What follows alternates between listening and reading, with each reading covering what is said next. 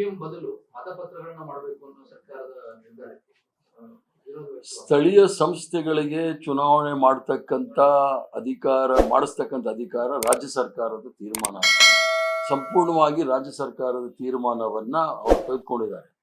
ಆದ್ದರಿಂದ ಕೆಳಮಟ್ಟದಲ್ಲಿ ಗ್ರಾಮೀಣ ಪ್ರದೇಶದಲ್ಲಿ ಅವರಿಗೆ ಪಾಪ EVM ಎಷ್ಟು ಸರಿ ನಡ್ಸಕ್ಕಾಗೋದಿಲ್ಲ ಅನ್ನೋದು ಬೇರೆ ಪ್ರಶ್ನೆ.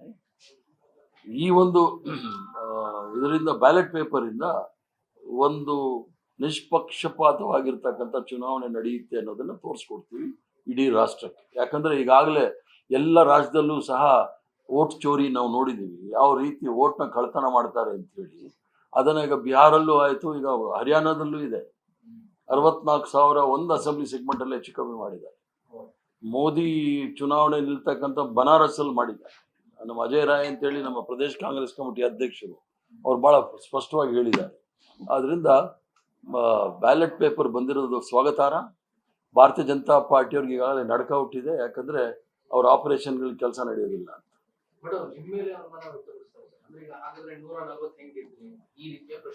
140ಕ್ಕೆ ಜನಸಾಮಾನ್ಯರು ರೊಚ್ಚಿಗೆದ್ದಿದ್ರು ಭಾರತೀಯ ಜನತಾ ಪಾರ್ಟಿ ಮೇಲೆ. ಆ ತರ 65 ಲಕ್ಷ ಹೆಚ್ಚು ಕಮ್ಮಿ ಆಗಿದೆ ಬಿಹಾರಲ್ಲಿ ಅಂತೇಳಿ ಅವರು ಕ್ಯಾನ್ಸಲ್ ಮಾಡಿದ್ರಲ್ಲ, ಹಂಗಾರೆ ಪಾರ್ಲಿಮೆಂಟ್ ಎಲೆಕ್ಷನ್ ಕ್ಯಾನ್ಸಲ್ ಮಾಡಕ್ಕೆ ಹೇಳಿ. ಆ ಹೋಟೆಲ್ ಗೆದ್ದಿರೋದು ಅವರು ಪಾರ್ಲಿಮೆಂಟ್. ಆದ್ರಿಂದ ನಾವು 140 ಗೆದ್ದಿರೋದಕ್ಕೂ ಭಾರತೀಯ ಜನತಾ ಪಾರ್ಟಿ 20 ಬಂದಿರೋದಕ್ಕೂ EVM ಕಾರಣ ಅಲ್ಲ, ಜನರ ಕಾರಣ. ಜನರ ಭಾವನೆಗೆ ವಿರುದ್ಧ ಇವರು ಇದ್ದವರು. ಸಂವಿಧಾನವನ್ನ ಬದಲಾವಣೆ ಮಾಡ್ತೀನಿ ಅಂದರು, ಹಲಾಲು ಅಜಾನು ಹಿಜಾಬು ಅನ್ಕೊಂಡು ಬದುಕನ್ನ ಕಟ್ಕೊಳ್ತಕ್ಕಂಥ ಯಾವುದೇ ವಿಚಾರವನ್ನು ಮಾತಾಡ್ತಾ ಇರಲಿಲ್ಲ. ಈಗಲೂ ಸಹ ಜನರ ಬದುಕನ್ನ ಕಟ್ಕೊಳ್ತಕ್ಕಂಥ ವಿಚಾರವನ್ನ ನರೇಂದ್ರ ಮೋದಿ ಆಗ್ಲಿ ಅಥವಾ ಅವ್ರ ಕೆಳಗಡೆ ಇರ್ತಕ್ಕಂಥ BJP ಅಧ್ಯಕ್ಷರು ಯಾರು ನಾಯಕರು ಮಾತಾಡ್ತಾರೆ.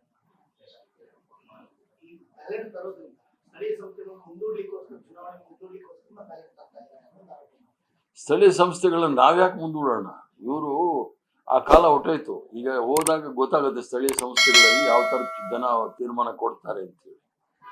ಈಗ ನೀವು ವೋಟ್ ಪರ್ಸೆಂಟೇಜ್ ನೋಡಿದಾಗಲೂ ಗೊತ್ತಾಗುತ್ತಲ್ಲ ಏನಾಯ್ತು ಅಂತೇಳಿ.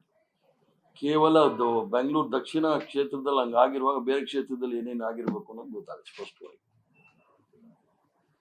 Thank you. ಲೇಟೆಸ್ಟ್ ಹಾಗೂ ಇಂಟ್ರೆಸ್ಟಿಂಗ್ ಸುದ್ದಿಗಳಿಗಾಗಿ ಬಾಸ್ ಟಿವಿ ಕನ್ನಡ ಚಾನೆಲ್ನ ಸಬ್ಸ್ಕ್ರೈಬ್ ಮಾಡಿ. ಹಾಗೆಯೇ ಬೆಲ್ ಐಕಾನ್ ಪ್ರೆಸ್ ಮಾಡಿ. ಇದರ ಜೊತೆಗೆ ಫೇಸ್ಬುಕ್, ಇನ್ಸ್ಟಾಗ್ರಾಮ್, ಎಕ್ಸ್ನಲ್ಲೂ ಮಿಸ್ ಮಾಡದೆ ಫಾಲೋ ಮಾಡಿ.